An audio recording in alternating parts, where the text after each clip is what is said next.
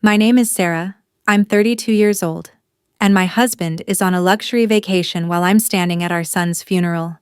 He texted me saying, "I'll call you later. Important meeting." But what he doesn't know is what I've already done. Before I continue, please subscribe and comment where you're watching from, because this story still doesn't feel real to me. It was supposed to be the hardest day of my life. The day I said goodbye to my 7-year-old son, Marcus. The day I would lower his small casket into the ground and watch dirt cover the only person who ever loved me unconditionally. And yet, instead of having someone hold my hand, instead of having a shoulder to cry on, my husband was 3,000 miles away on a beach in the Maldives, posting Instagram stories of crystal blue water and expensive champagne. I stood there in my black dress, the one I bought specifically for this nightmare, watching strangers offer condolences while the one person who should have been there was getting a massage at a 5-star resort. The rage burned so deep in my chest that I could barely breathe, but I smiled. I nodded. I thanked people for coming, because that's what you do when your world falls apart and no one else seems to notice. Marcus died from complications after surgery, a routine procedure that went wrong.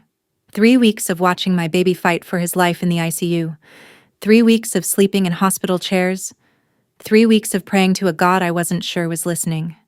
And through it all, my husband David complained. He complained about the hospital food when he bothered to visit.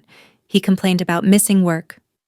He complained about how stressful it was for him to see Marcus with all those tubes. When the doctors told us there was nothing more they could do, David's first concern wasn't comforting me or being present for his dying son. His first concern was whether this would interfere with his business trip to the Maldives. A business trip that I later discovered was really a vacation with his college buddies, a boys' trip they'd been planning for months. I begged him to cancel. I literally got on my knees and begged my husband not to abandon his family during the worst crisis of our lives. He looked at me with such cold indifference and said, "Sarah, people are counting on me. This meeting could change everything for us financially.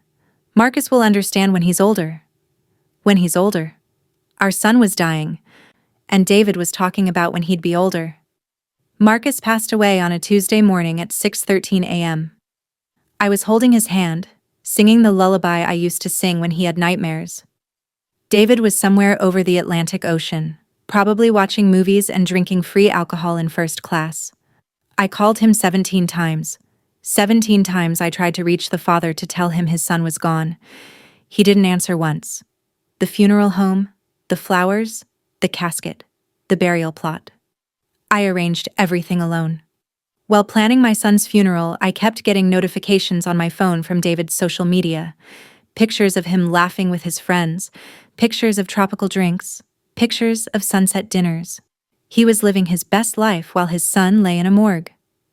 If you can't even imagine what that feels like, please hit that subscribe button and let me know in the comments what country you're watching from, because I need to know I'm not alone in this world. The morning of the funeral, I woke up to a text from my husband. Not, "I'm sorry for your loss." Not, "I wish I could be there." Not even, "How are you holding up?" Just, "I'll call you later. Important meeting." Important meeting. At his son's funeral. I stared at that message for 20 minutes, and something inside me broke that I didn't even know could break. It wasn't my heart. That was already shattered. It was something deeper. It was my last thread of hope that the man I married had any humanity left in him. I got dressed in silence. I did my makeup carefully, making sure to use waterproof mascara because I knew this day would destroy me. I looked in the mirror and made myself a promise.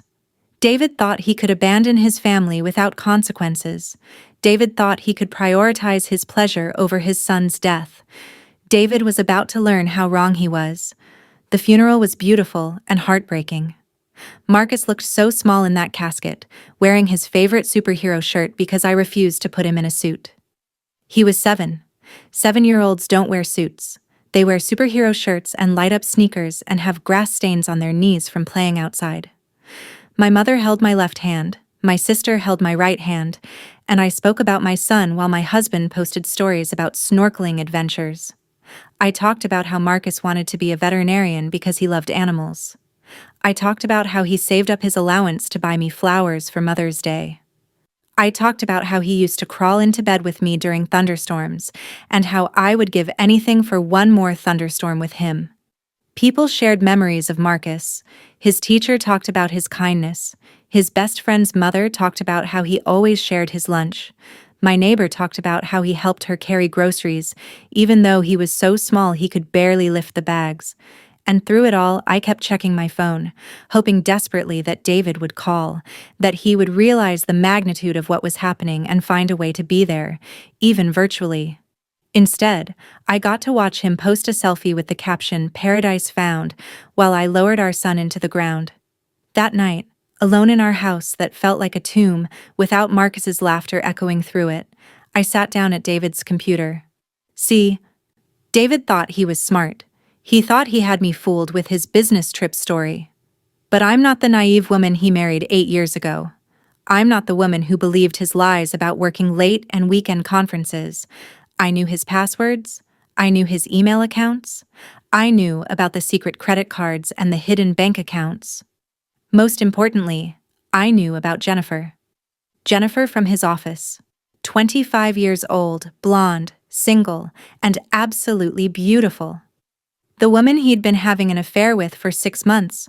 The woman who was actually with him on this business trip. The woman whose vacation photos kept appearing in the background of his social media posts, carefully cropped out but not carefully enough. While David was cheating on his wife during his son's funeral, I was gathering evidence. Bank statements showing payments to jewelry stores I'd never received gifts from, hotel receipts for romantic getaways I'd never been on. Credit card charges for expensive dinners while he told me we needed to budget more carefully, text messages that made my stomach turn with their intimacy and casual cruelty. But Jennifer wasn't the only secret I uncovered that night. David had been stealing from his own company, embezzling money through fake vendor accounts and inflated expense reports. He'd been doing it for over a year, funding his lifestyle and his affair with stolen money. The important meetings weren't business opportunities. They were desperate attempts to cover his tracks before anyone discovered what he'd been doing. If you're still watching this, please subscribe because this story gets so much worse, and I want you to see how it ends. I spent 3 days documenting everything. Every lie, every theft, every betrayal. I made copies of documents, screenshots of messages, recordings of voicemails. I organized it all into neat folders like I was preparing a legal case, because in a way, I was. David called me on Thursday, finally, 4 days after burying his son. "Hey babe, sorry I couldn't call sooner. This trip has been insane. How did everything go?" "How did everything go? Our son's funeral. How did it go?" "It was beautiful," I said calmly. "Marcus would have loved it." "That's great. Listen, I'm going to extend the trip a few more days. This deal is really heating up, and I think we're close to something big." The deal. His affair with Jennifer was heating up. "Of course," I said.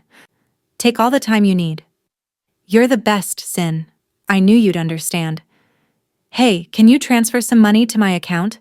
I'm running low on cash here."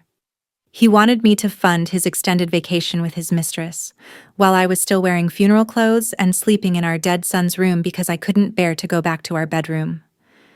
"Absolutely," I said. "How much do you need?"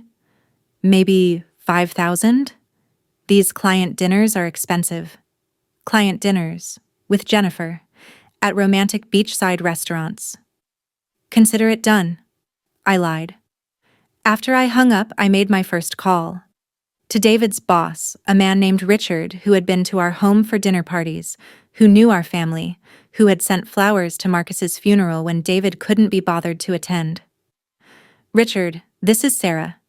I need to speak with you about something urgent regarding David." The conversation was difficult.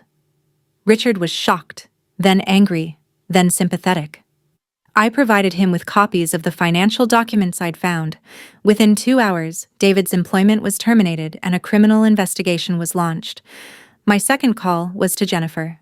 Sweet, Naive Jennifer, who apparently had no idea she was sleeping with a married man whose son had just died. Hi, Jennifer. This is David's wife, Sarah. I think we need to talk. The silence on the other end of the phone was deafening.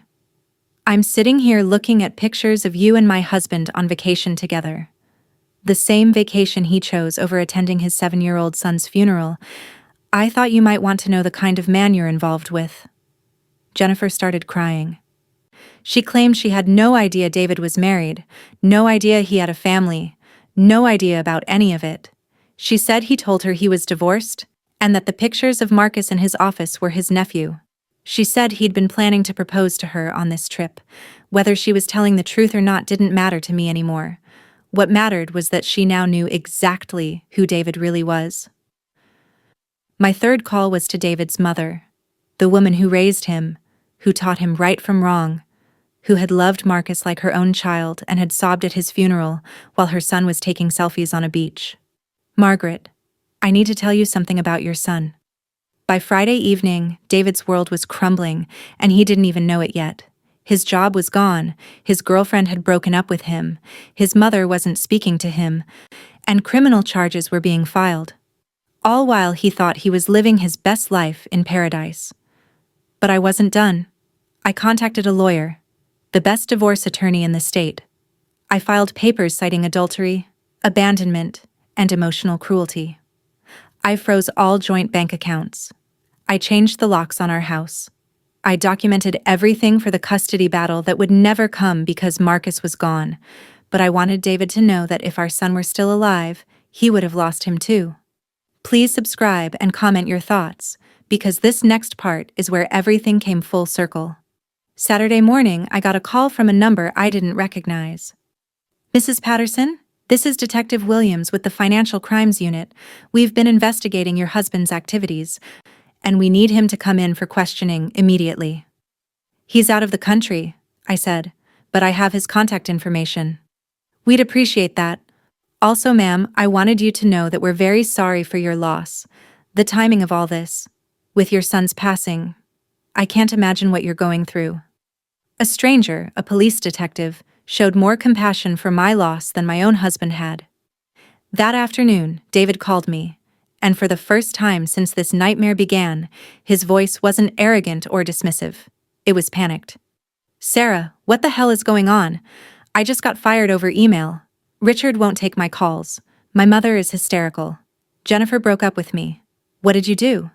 What did I do? What did I do? I didn't do anything, David. You did this.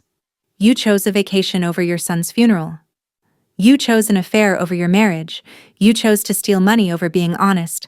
I just made sure people knew the truth about who you really are. You can't do this to me. I'm your husband. No, I said, surprised by how calm my voice sounded. You stopped being my husband the moment you got on that plane while your son was dying. You stopped being my husband when you chose Jennifer over your family. You stopped being my husband when you texted me about an important meeting on the day of our child's funeral. This is insane. You're destroying my life over what? Because I missed one day? One day. Our son's funeral was just one day to him. David, you missed everything that mattered, and now you're going to face the consequences.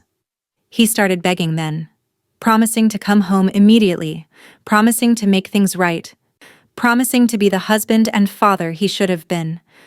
But it was too late for promises. Marcus would never hear his father's apologies.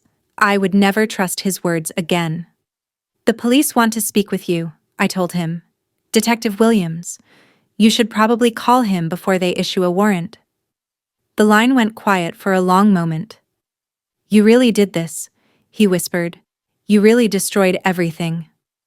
No, David. You destroyed everything. I just made sure you couldn't hide from it anymore.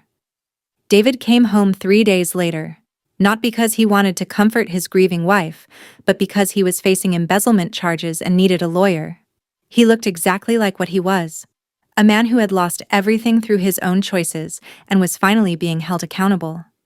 He tried to argue with me, tried to blame me for overreacting, tried to convince me that we could work things out.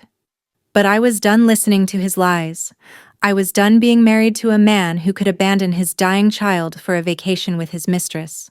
The divorce was finalized 6 months later. David pled guilty to embezzlement and served 18 months in prison. He lost his career, his reputation, his family, and his freedom. All because he couldn't be bothered to show up when his son needed him most. I kept Marcus's room exactly as it was. His superhero posters on the walls, his toy cars lined up on the shelf, his favorite stuffed elephant sitting on his pillow. Sometimes I still go in there and read him bedtime stories because even though he's gone, he's still my son, and he deserves to be remembered by someone who actually loved him. People ask me if I regret what I did to David. They ask if I feel guilty for destroying his life while he was grieving too. But David wasn't grieving. David was on vacation. David was having sex with another woman while his son was being buried. David made his choices, and I simply made sure those choices had consequences. I think about Marcus every day. I think about the man he would have grown up to be, the kindness he would have shown to others, the way he would have made the world a little bit better just by being in it. He deserved a father who would have moved heaven and earth to be at his bedside. He deserved a father who would have held his mother when their world fell apart. He deserved better than David, and so did I. Some nights I wonder if David thinks about Marcus. I wonder if he regrets missing those last precious moments, if he wishes he could go back and make different choices. But then I remember that text message. "I'll call you later. Important meeting." And I know that David hasn't changed. He's just facing the consequences of who he's always been. If you made it to the end of this story, please subscribe and comment where you're watching from. I need to know there are still good people in this world, people who would never abandon their family when tragedy strikes.